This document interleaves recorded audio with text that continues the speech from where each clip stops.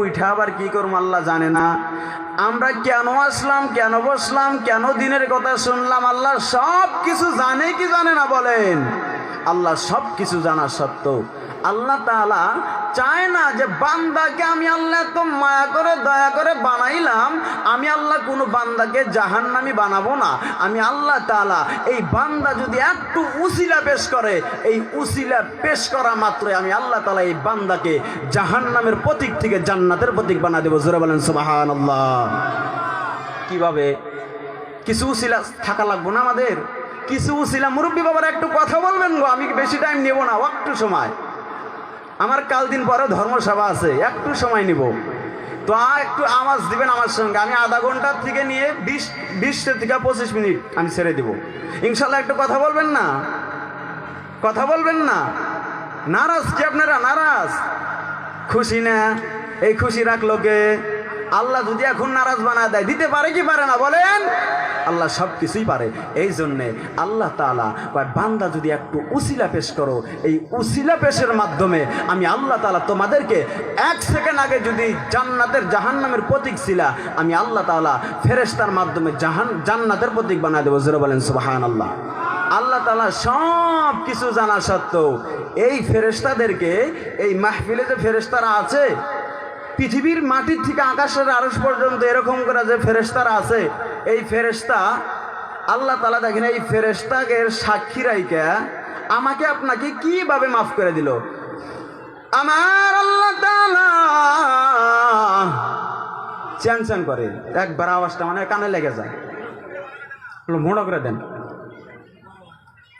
গলা ভাঙবো না, রুমাল দিছি ভাঙবো না,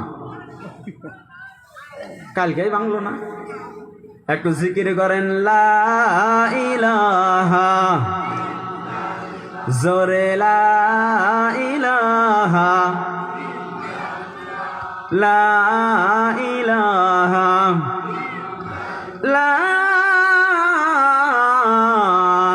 ইলাহা ইল্লাল্লাহু মুহাম্মাদুর রাসূলুল্লাহ। সকলেই পড়ুন সাল্লাল্লাহু আলাইহি ওয়াসাল্লাম। এই সাল্লাল্লাহু আলাইহি ওয়াসাল্লাম যে বললাম, এর ফাজাইল আছে কি আছে না বলেন? এর ফাজাইল কি? আমার আল্লাহ তাআলা বলেছেন, কোন বান্দা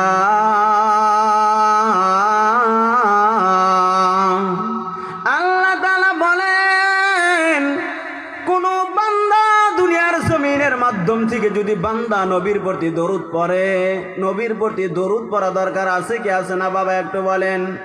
নবীর প্রতি কেমনে দরুদ পড়ব? আল্লাহ তাআলা বলেছেন, কুল ইন কুনতুম তুহিব্বুনাল্লাহ। আল্লাহ তাআলা বলেন, কোন বান্দা যদি আমি আল্লাহকে মহব্বত করতে চাই, তাহলে সর্বপ্রথম আমার নবীকে মহব্বত করতে হবে। একটু জোরে জোরে বলা যাবে কি মারহাবা? কি বলল আল্লাহ তাআলা? আমি আল্লাহকে কেউ যদি মহব্বত করতে চায়, তাহলে সর্বপ্রথম কাকে? কাকে? নবীকে মহব্বত করতে হবে। আর নবীকে কেমনে মহব্বত করব? নবীকে মহব্বত করি আমরা অন্তরের থেকে বলি যে আমরা নবীকে ইশক, নবীর রাসূল, নবী আমাদের প্রাণের প্রাণ। আমরা জবানে একটা বলি, আমাদের আকীদা, আমাদের কাজ আর একটা হয় কি হয় না বলেন? জবানে আমরা একটা বলি, আমরা কাজে আর একটা করি কি করি না বলেন? এই জন্যে আল্লাহ তাআলা বলেছেন, কোন বান্দা যদি আমার নবীকে মহব্বত করতে হয়, বেশি বেশি করে নবীর প্রতি দরুদ পড়ো। এই দরুদের বিনিময় আমি আল্লাহ তাআলা এই বান্দাকে 3টা ফাজাইল দুনিয়ার জমিনের ভিতরে দিয়ে দেব। জোরে বলেন সুবহানাল্লাহ। আমার আল্লাহ তাআলা বলেন, কোন বান্দা যদি আমি আল্লাহকে মহব্বত করতে চাই, তাহলে সর্বপ্রথম আমার নবীকে মহব্বত করতে হবে। কোন বান্দা নামাজের মাধ্যমে যে দরুদ পড়ল, এই দরুদের বিনিময় কোন বান্দা যদি চলতে ফিরতে বান্দা যদি বলে সাল্লাল্লাহু আলাইহি ওয়াসাল্লাম, সাল্লাল্লাহু আলাইহি ওয়াসাল্লাম, সাল্লাল্লাহু আলাইহি ওয়াসাল্লাম, সাল্লাল্লাহু আলাইহি ওয়াসাল্লাম, একবার পড়া মাত্র আমার আল্লাহ তাআলা, আল্লাহ যে কত মায়ার আল্লাহ, আল্লাহ তাআলা বলেন বান্দা একবার নবীর প্রতি সাল্লাল্লাহু আলাইহি ওয়াসাল্লাম পড়ার কারণে আমি আল্লাহ তাআলা ওই বান্দার নামে জান্নাতের ভিতরে একটা ঘর বানায় দেব। জোরে বলেন সুবহানাল্লাহ। এ বৃদ্ধ বাবাজি,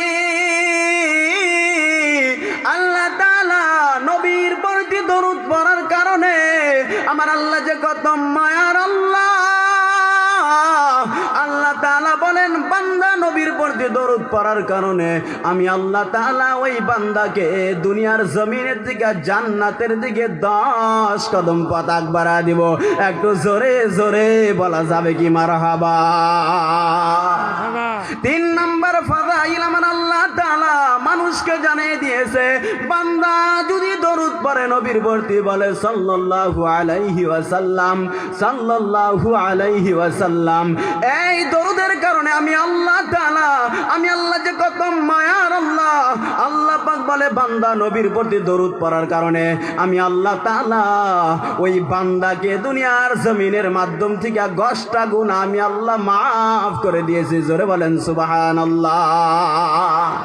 আল্লাহ তাআলা শুধু তাই বলে রাখেন নাই, আল্লাহ যে কত মায়ার আল্লাহ, আল্লাহ তাআলা বলেন বান্দাকে 10টা গুনাহ আমি মাফ করে দিয়েছি। ওই 10 গুণ আবার মর্যাদা আমি আল্লাহ তাআলা বান্দাকে বাড়িয়ে দিয়েছি। জোরে জোরে বলেন সুবহানাল্লাহ। নবীর প্রতি দরুদ পড়লে কয়টা পুরস্কার আমার আল্লাহ দেয়? কয়টা পুরস্কার বাবা? 3টা পুরস্কার। 1 নম্বর পুরস্কার দুনিয়ার জমিনের থেকে 10 কদম জান্নাতের দিকে পথ বাড়া দেয়। জোরে বলেন সুবহানাল্লাহ। 2 নম্বর পুরস্কার আমার আল্লাহ তাআলা এই দুনিয়ার থেকে 10টা গুনাহ মাফ করে 10 গুণ মর্যাদা বান্দাকে বাড়ায় দেয়। আরো জোরে বলেন সুবহানাল্লাহ। আমার আল্লাহ তাআলা একবার নবীর প্রতি দরুদ পড়ার কারণে জান্নাতের ভিতরে একটা বালাখানা বানায় দেয়। আরো জোরে বলেন সুবহানাল্লাহ। আমি বলতেছিলাম তাহলে দরুদ পড়ার ফাজাইল আছে কি আছে না? এই 3টা আজকে থেকে এই মাহফিল থেকে একটা বস্তু নিয়ে যান, আজকে থেকে চলার মাধ্যমে হোক, বলার মাধ্যমে হোক, আপনি সাইকেল নিয়ে যাচ্ছেন, ওর মাধ্যমে নবীর প্রতি দরুদ পড়তে থাকবেন সাল্লাল্লাহু আলাইহি ওয়াসাল্লাম, সাল্লাল্লাহু আলাইহি ওয়াসাল্লাম, সাল্লাল্লাহু আলাইহি ওয়াসাল্লাম। আমরা হাতের দ্বারাই কাজ করব, জবানের দ্বারাই চালাইতে পারবো কি পারবো না বাবা? একটু কথা বলেন, পারবো না ইনশাআল্লাহ? কে কে পারবেন না একটু হাতটা তুলে আমার আল্লাহকে দেখায় দেন। কে কে পারবেন না? পারবেন না বাবা? পারবেন না? পারবেন পারবেন পারবেন ইনশাআল্লাহ। আজকে থেকে এই আমলটা জারি করে দেন, কাল কিয়ামতের দিন আল্লাহ তাআলা এই দরুদের বিনিময়ে জান্নাতের ফয়সালা করতে পারে। জোরে বলেন সুবহানাল্লাহ।